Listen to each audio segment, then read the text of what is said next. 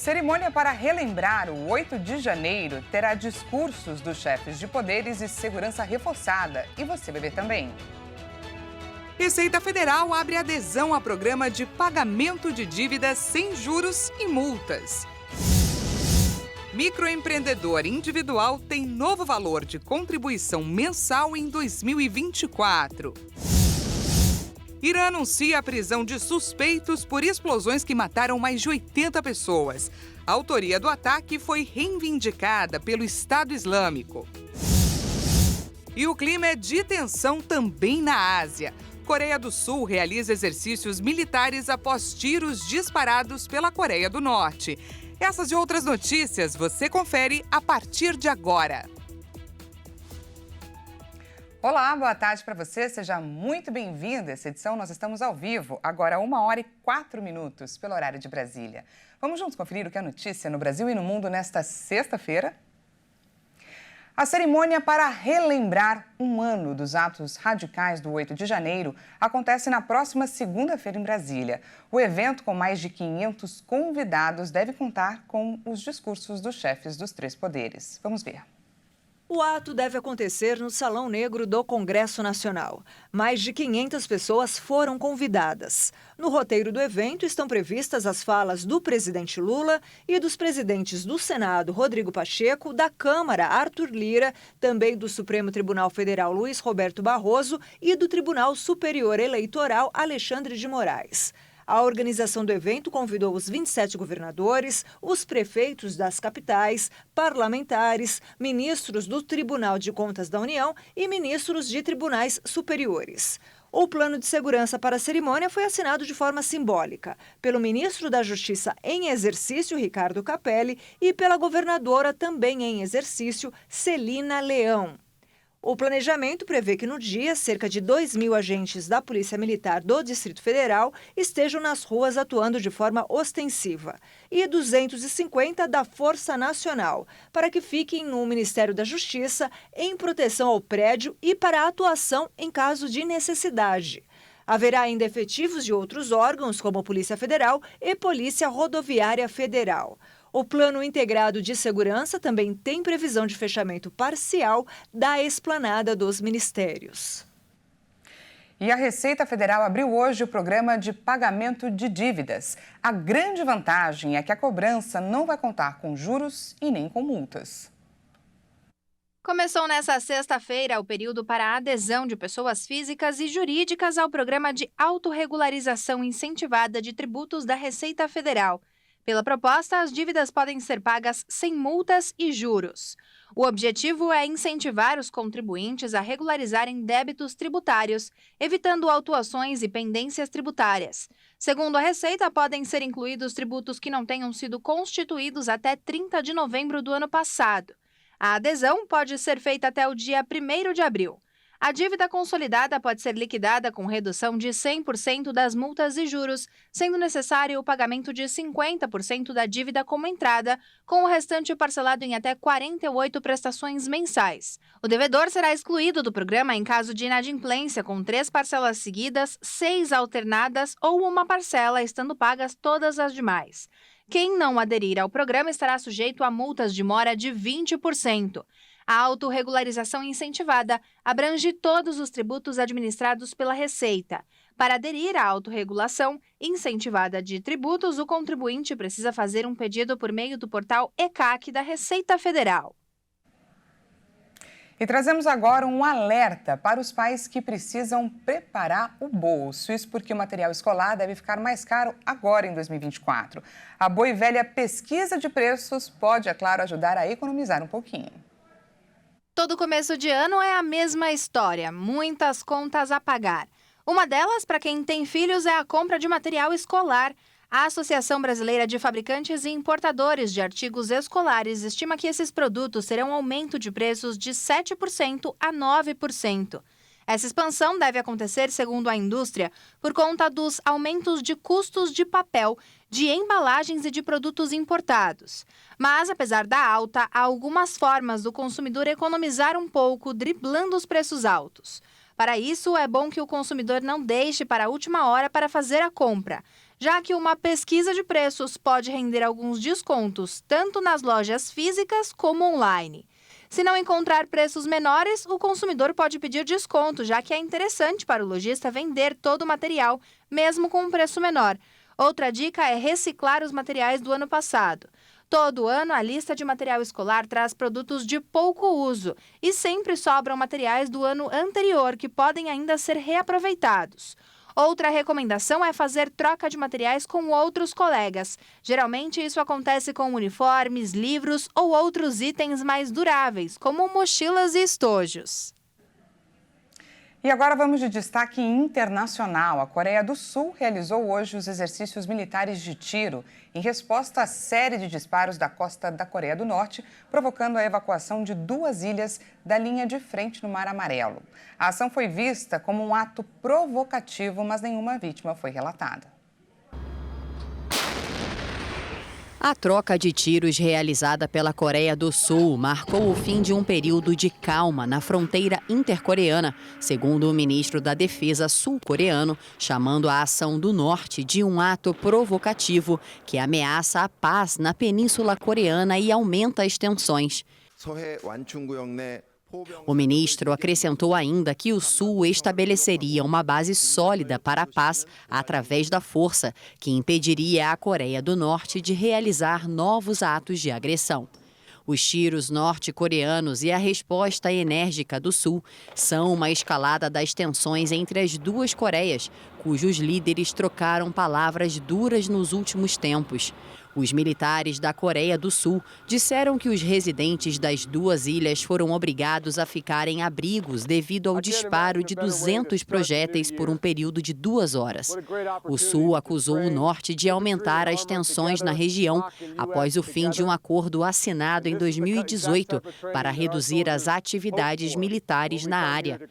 As relações entre as duas Coreias estão congeladas nos últimos anos, sem novos diálogos de alto nível ou projetos de cooperação. O polêmico mega decreto do presidente argentino Javier Milei sofreu mais um revés. A Justiça Argentina concedeu nesta quinta-feira uma nova medida cautelar que invalida o capítulo trabalhista de um extenso decreto do presidente Javier Milei, que conta com mais de 300 medidas e introduz uma ampla reforma criticada pelos sindicatos. A decisão da Câmara de Apelações do Trabalho respondeu a uma ação apresentada pela Confederação Geral do Trabalho, a principal central operária do país, contra o mega decreto de necessidade e urgência que entrou em vigor na semana passada. O colegiado já havia decidido na última quarta a favor de outro pedido formulado pela CGT. As decisões da Câmara suspendem a validade das alterações trabalhistas até que o decreto editado por Milei seja discutido no Congresso. O Procurador-Geral do Tesouro, Rodolfo Barra, declarou à France Press que o governo vai recorrer, embora ainda não tenha sido tomada qualquer decisão a respeito do assunto. Apresentado em um contexto de grave crise econômica na Argentina, que sofre com uma inflação acima de 160% ao ano e tem mais de 40% da população em situação de pobreza, o mega decreto limita diversas proteções aos trabalhadores e praticamente acaba com o direito de greve. O dispositivo também afeta os direitos do consumidor e abre caminho para privatizações de empresas estatais. Milei voltou a defender o decreto nesta quinta e declarou que não quer uma Argentina com 98% de pobres e metade de indigentes. O presidente ultraliberal também disse que o governo está trabalhando para evitar a crise e que as melhorias serão observadas dentro de 15 anos.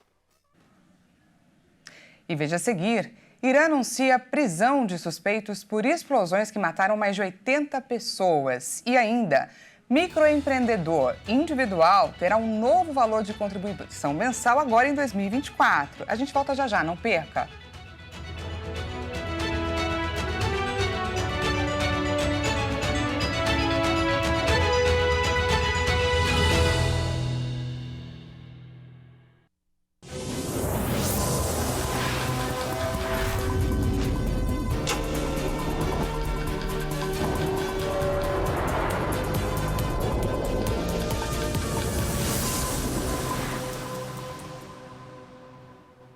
Seja bem-vindo mais uma vez, nós estamos de volta e ao vivo, 1h17 pelo horário de Brasília.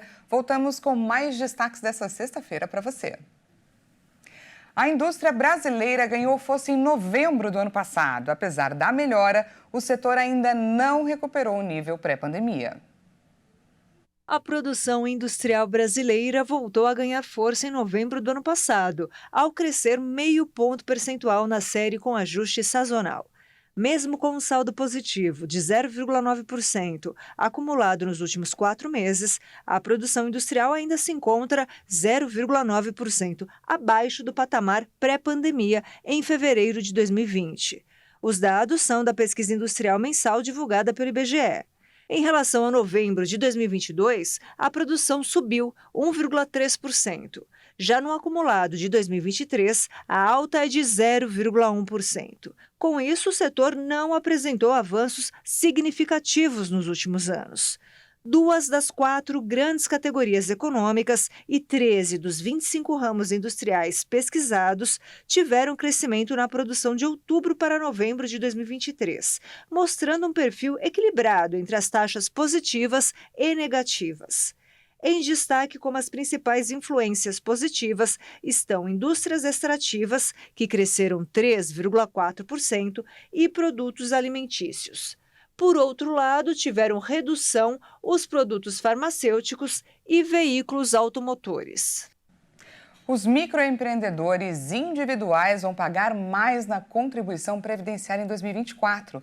O empreendedor terá que desembolsar R$ 70,60 para a taxa que garante benefícios como aposentadoria, auxílio-doença, além dos impostos dependendo da atividade que exerce. Com o reajuste do salário mínimo de R$ 1.320 para R$ 1.412, o valor da contribuição previdenciária que os microempreendedores individuais precisam pagar todos os meses também subiu em 2024. Passou de R$ 66,00 para R$ 70,60 para o MEI em geral, que equivale a 5% do salário mínimo. Já para o MEI caminhoneiro, o valor passou de R$ 158,40 para R$ 169,44, o que representa 12% do salário mínimo.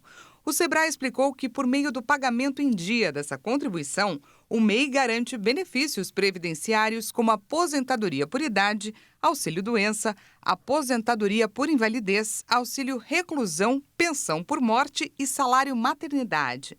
A contribuição é paga no documento de arrecadação do Simples Nacional, que, além da contribuição previdenciária, cobra os impostos devidos pelos MEIs. Os que exercem atividades sujeitas ao ICMS têm um acréscimo de R$ 1,00 por mês no documento. Para atividades sujeitas ao ISS-QN, que são prestadores de serviços, a soma é de R$ 5,00. Assim, em 2024, o MEI em geral pagará mensalmente entre R$ 71,60 e R$ 76,60, a depender da sua atividade. Trazemos agora mais destaque internacional. O Estado Islâmico assumiu a responsabilidade pelos ataques desta quarta-feira no Irã. Mais de 80 pessoas morreram durante uma cerimônia em homenagem ao 4º aniversário do assassinato do general Qassem Soleimani, arquitetado pelos Estados Unidos. Parece que a autoria de um dos ataques mais sangrentos no Irã desde a Revolução Islâmica de 1979 foi de fato reivindicada pelo Estado Islâmico. Ao menos, segundo o ministro do Interior, Ahmed Vahid, vários suspeitos foram encarcerados. De início, o Irã havia afirmado que as explosões visavam punir a sua posição contra a invasão de Gaza por Israel. Autoridades norte-americanas afirmaram desde o início que tinham as características de uma operação levada a cabo por um grupo como o Estado Islâmico. Na ação, 84 iranianos morreram.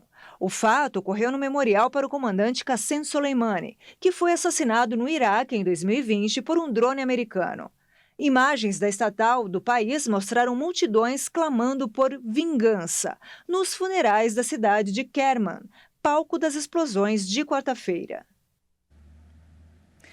E agora vamos falar um pouquinho de esporte. Uma das principais revelações do futebol brasileiro, o atacante Vitor Roque, foi apresentado nesta sexta-feira no Barcelona. Ele afirmou que está realizando um sonho de infância.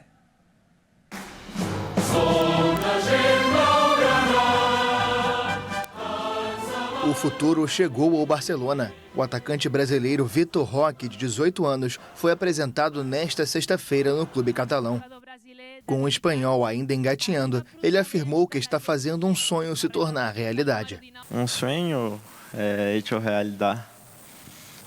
Muito contente também. Então, creio que é um sonho hecho realidade que tinha desde niño.